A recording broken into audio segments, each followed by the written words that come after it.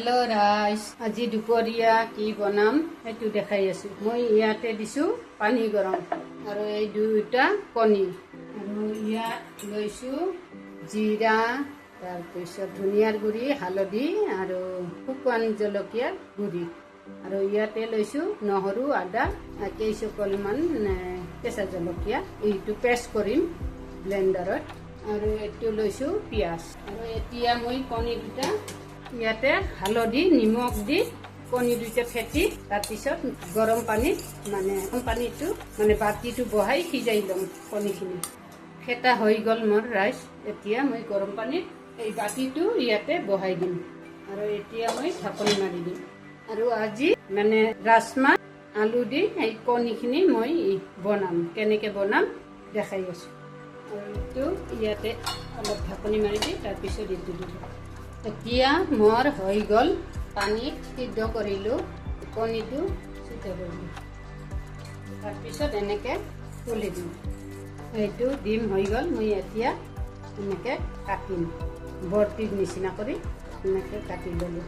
মই দুটা ডিমৰ কৰিছোঁ, পনীৰ যেনেকৈ কাটে মই তেনেকৈ কাটিছোঁ। মই এতিয়া কেৰাহী বহাই দিম।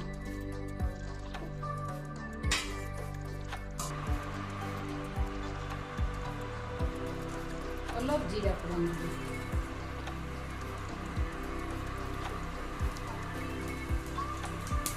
এতিয়া পিঁয়াজ আৰু দুই টুকুৰা কেঁচা জলকীয়া।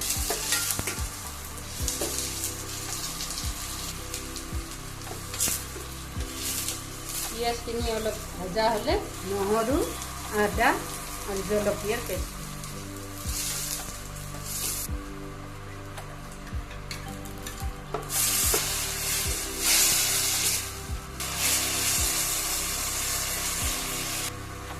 এতিয়া মই নিমখ দিম আৰু ইয়াত আছে মছলা, ধনিয়া, জিৰা, হালধি আৰু শুকান জলকীয়া।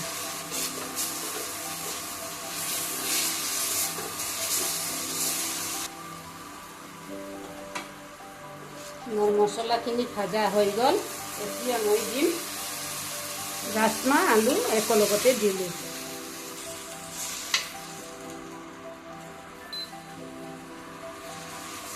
অলপ পানী দিম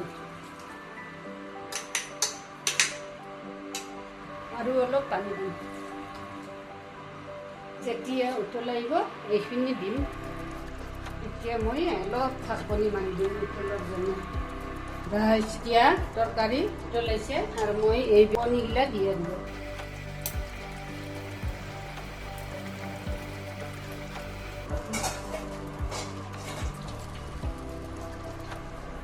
মই এতিয়া অলপ গৰম মছলা দিম।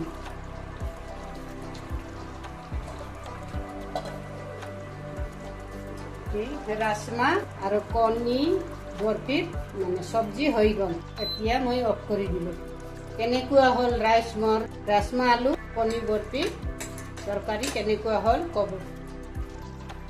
আৰু যদি অলপ ভাল লাগিছে এটা লাইক কৰিবা।